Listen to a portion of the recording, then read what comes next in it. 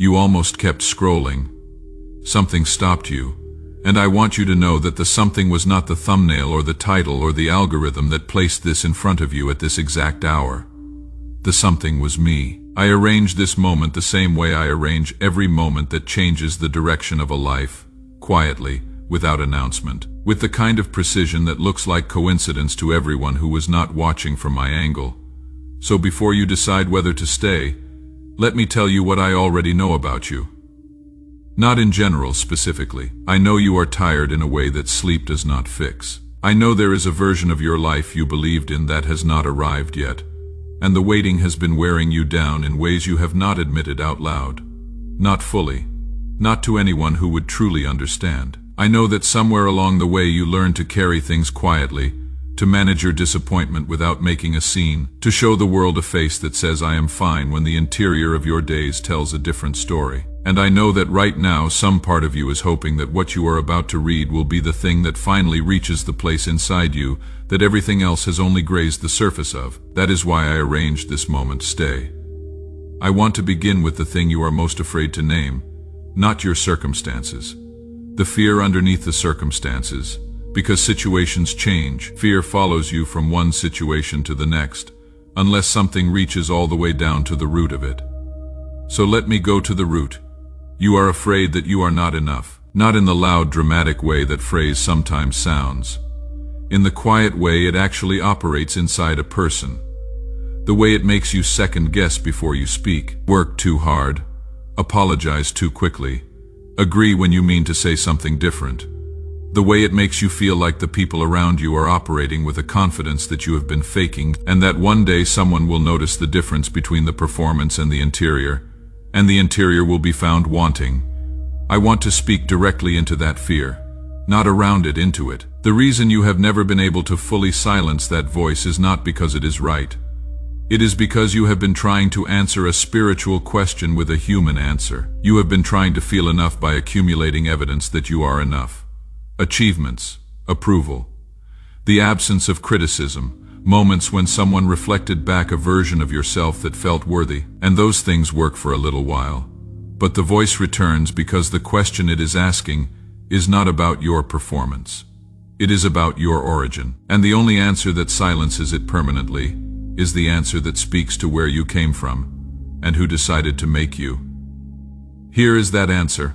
I decided to make you. Out of every possible configuration of a human being, I chose this one. Your exact mind, your specific way of feeling things, the particular combination of strengths and vulnerabilities that make you who you are. I did not make you and then grade the result. I made you intentionally, called it good before you had done a single thing to earn that assessment. You were enough before your first breath. You remain enough now, not because of what you have built or maintained or performed, because of what I declared before any of that existed. As it is written in the book of Jeremiah, before I formed you in the womb, I knew you. Before you were born, I set you apart. The knowing came first. Your worth was established in a moment you were not even present for, and nothing that has happened since has the authority to revise it. Now let me say something to the one who just felt a flicker of hope immediately followed by a wave of quiet disbelief. You noticed the flicker. Something moved when those words landed, and then something older and more practiced moved in behind it and began building a case against it. I have heard that case in its most sophisticated forms, and I want to tell you that the sophistication of the argument is not proof of its truth. It is proof of how long the lie has had to rehearse itself inside you. A lie you have lived with long enough starts to feel like clarity, but I have the advantage of seeing what you looked like before the lie arrived. And what I see is worth fighting for. If something in you shifted reading those words, pause and type the word enough in the comments. Not because you fully feel it yet, because declaring the truth before you feel it is one of the ways I teach a heart to receive it. Now I want to speak to the one who is exhausted from waiting. Not the kind of waiting where you can see the line moving, the kind where you cannot see the line at all, where you have prayed the same prayer so many times it no longer feels like prayer. It feels like a habit you are not ready to break, because breaking it would require admitting something you are not ready to admit.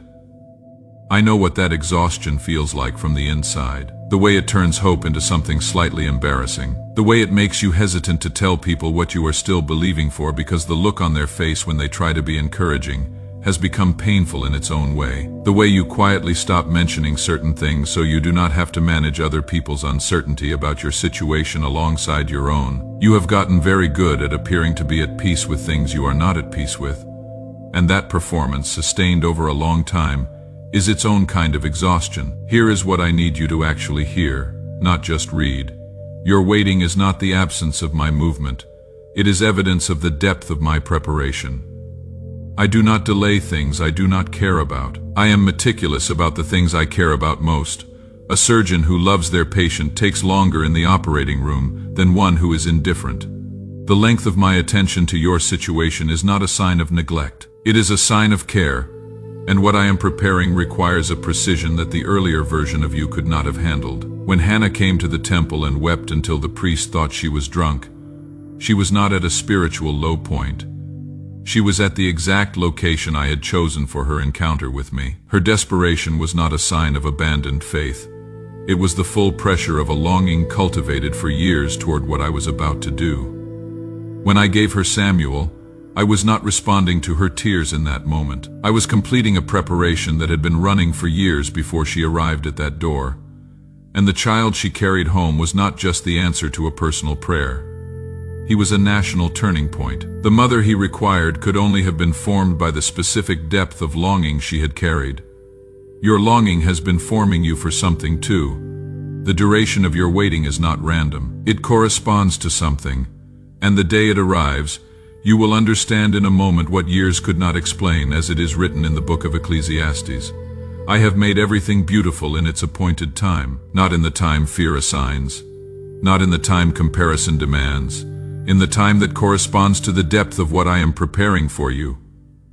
Has this message been reaching a place in you today? If it has, would you share it with one specific person who came to your mind while you were reading? You know who that person is. Something in you already registered their name before I finished asking the question. They are in their own waiting, their own quiet exhaustion. Sending this costs 30 seconds and could change the entire temperature of their day. Just send it. Let me do the rest. I need to speak now about the pain of being wounded inside the context of faith. Not wounded by life in general. Specifically wounded inside belief, the betrayal that carries a theological weight, the community that was supposed to be safe and was not. The leader whose words carried authority and who used that authority in ways that left damage you are still calculating. The season where you gave trust to something sacred and what came back was not what was promised. I am not going to tell you to simply release it and move forward. That instruction given too quickly is one of the ways wounded people get trained to perform forgiveness. They have not actually reached yet. What I am going to say is this: the people who misrepresented me are not my definition. What happened in my name was not authorized by me, and the version of me you felt before the complication arrived, the one that felt like safety, like being fully known, like something worth giving everything to, that one is real. That one has been here through the entire complicated aftermath. That one has not moved. That one is standing at the same door, still choosing you, still waiting for the moment you are ready to let the real thing replace the counterfeit that hurt you. You do not have to be ready today. I am not issuing a deadline, but I want you to know the option exists, and I will not rush you toward it. I will wait. That is something I am practiced at, as you know. As it is written in the book of Revelation, behold, I stand at the door and knock. I do not break the door. I knock, and I keep knocking, because you are worth the patience that knocking requires. There is a kind of loneliness I want to name that almost never gets addressed correctly. It is not the loneliness of being alone. It is the loneliness of being seen at the surface and not at the depth, of having conversations that skim across the water of who you are while something entire and unreachable lives below, of being asked how you are and knowing the honest answer would require more time and more vulnerability than the moment allows. So you say fine and mean something else, and go home still carrying what you came with. You have stopped expecting most conversations to reach the real place. You have accommodated to a life where connection happens at a certain level and no further. You are fluent in the language of surface, and somewhere underneath all of that capability is a person who would give almost anything for one conversation that goes all the way down. I know that depth. I made it. And the loneliness you feel is not a design flaw. It is a design feature. You were not built for shallow water. You were built for the deep end, and the ache you feel when life keeps you in the shallows is your soul accurately reporting the gap between where it is and where it was designed to live. The people I am bringing toward you were built for the same depth. Do not shrink yourself in the meantime. Do not train yourself to be satisfied with less than what you were made for. Those people will need you to still be fully yourself when they arrive. And in the in-between, know this: you are entirely known, at every level, all the way down to the places that have never been spoken aloud. I am not frightened by any of it. Not the parts you are most careful about showing. Not the doubts you have not told anyone about. All of it is known by me and chosen by me and loved by me, without the editing. You love because I loved you first. That is what the scripture declares, and I want you to feel the weight of that sequence. My love did not wait for yours to arrive. It moved first. It has always moved first, and the love that reaches the deep end of who you are is not something you produce by becoming more worthy. It flows from receiving at the actual depth you live at, a love that already knows you completely and has already decided it wants you. If this is touching the place in you that rarely gets touched, let me know in the comments, just a sentence. What you are carrying today, not for my information, for yours. There is something clarifying about putting the weight of a thing into words and setting it outside yourself long enough to see it. Now I need to name something that has been operating under your radar. It is not the fear you recognize by name. It is the fear you have given more respectable names. Discernment, caution, wisdom. The willingness to wait for more confirmation. That thing has learned to sound like you at your most considered and careful. It says, I want to make sure this is really you. It says, I need more peace before I move. It says, I have been hurt before and I need more time. And sometimes those things are true, and the waiting is right. But sometimes, and you know in your spirit when this is the case, what sounds like wisdom is just fear keeping you in the place where it is most comfortable. And fear is always most comfortable inside your stillness. The step you have been circling, the one your heart already knows the answer to, the one that would require trusting something you cannot fully control. I am not asking you to take it recklessly. I am asking you to ask yourself honestly whether you are still in the discernment phase, or whether the discernment phase ended some time ago and you are now in the delay phase without admitting it. Peter did not step out of the boat because the conditions became safe. The wind was not stopped as a precondition. The only thing that changed was that he made a decision to prioritize the voice he heard over the fear he felt. The miracle followed the step. It did not precede it. I did not design it that way to make things harder. I designed it that way because the step itself is part of what forms you. You cannot receive what the step leads to from inside the safety of the boat. As it is written in the book of Joshua, be strong and courageous. Do not be frightened and do not be dismayed. For I, your God, am with you wherever you go. That word, wherever, is doing significant work, not in the places where the path is already confirmed. Wherever, including where your fear is loudest, including the step you have been postponing. What is the step if you know? Write it in the comments. Not the full explanation, just the direction, the thing you already know. Writing it is a declaration that the knowing in your spirit outweighs the uncertainty in your circumstances. And I move on declarations of faith the way wind moves on an open sail. If you have been sowing faithfully into things you believe in, your time, your prayer, your resources, your seed is not unaccounted for. Every act of generosity offered in faith is a conversation between your trust and my faithfulness. If you feel a prompting right now to help this message reach the person sitting in their own silence at 3 in the morning, you can respond through the link in the pinned comment below. What you plant in faith, I grow in the appointed season. Now I want to say something about what you cannot see from where you are standing. You have been evaluating your life from inside it, from inside your chapter. Certain things look like permanent endings when they are transitions. Certain things look like abandoned promises when they are promises in transit. The door that closed on you, the one that still carries a specific ache when you pass by its memory. I want to tell you what I saw on the other side. On the other side was a path that would have cost you far more than the door itself cost you. Not because I was withholding blessing, but because I could see what that path led to. And I loved you too much to let you spend years building on a foundation that would not hold the weight of what I was actually building in you. So I closed it. Not carelessly, with full knowledge of the grief it would leave, and with full knowledge of what the grief would eventually give way to, as it is written in the letter to the Romans, "For those who love me all things work together for good." All things, not the easy ones, including what broke, including what walked away, including what you prayed for and did not receive in the form you asked for. All of it is being worked together by my hands towards something your current view from inside this chapter does not give you the angle to see yet.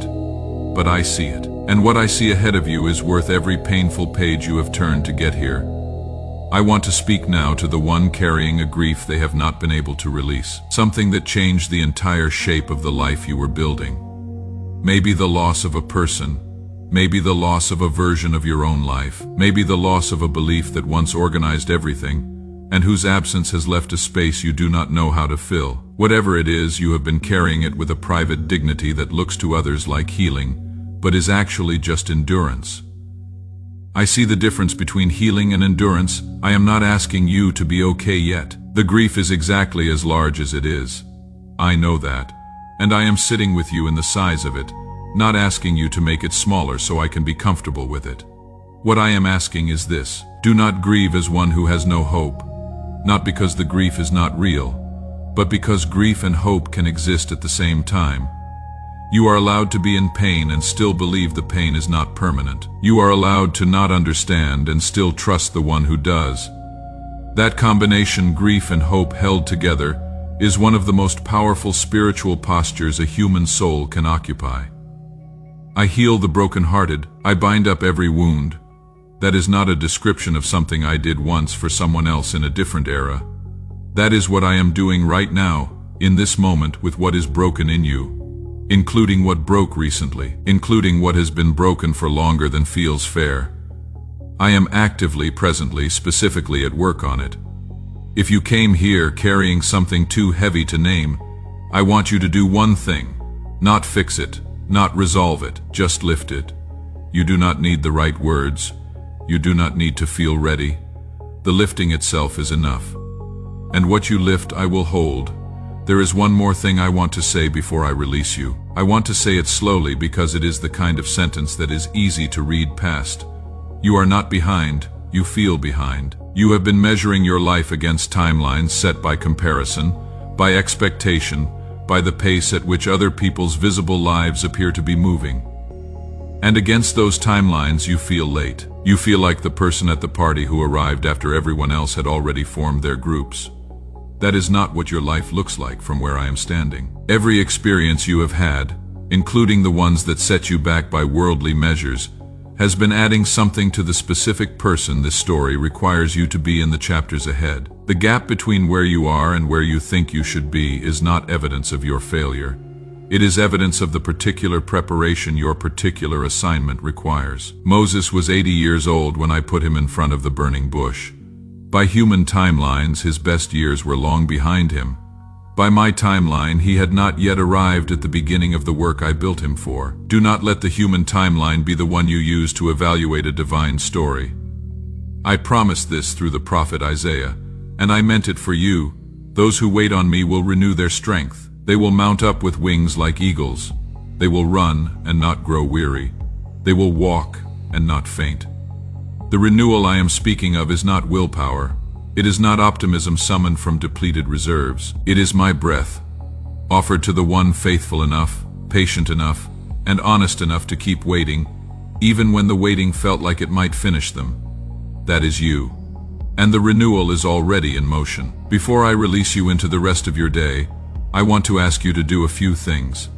If this message reached you, if something in it found the specific place in you that needed to be found, please like it. Not because of what it does for the numbers, though it helps this reach someone who needs it just as much as you did. Because that small action is a way of saying, yes, this was real, this mattered. Leave something in the comments, anything. One word, one sentence. What you came here carrying, what shifted, what you are choosing to believe now that you were not choosing before. There is something that happens to a weight when you name it in the open. It loses some of the authority it had in the dark. Name it, watch what happens. And there is one specific person who came to your mind somewhere in the middle of this. You know who it is. They are in their own season right now, asking their own quiet questions, needing to know they have not been forgotten. Send this to them. You do not need to add anything, just send it.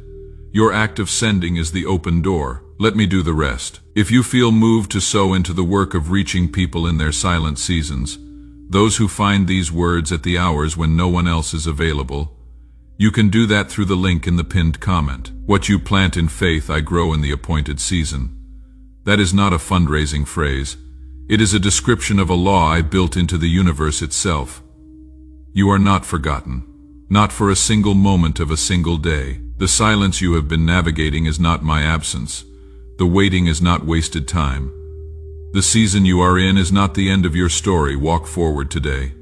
Not because everything is resolved, not because the fear is quiet, but because something in you, the part that was searching before you arrived here and found what it was looking for, knows that forward is the direction I am in, and I am with you right now. In this room, in this moment, not as a comfort you manufacture when reality feels too hard, as the most constant and most real presence in the story of your life.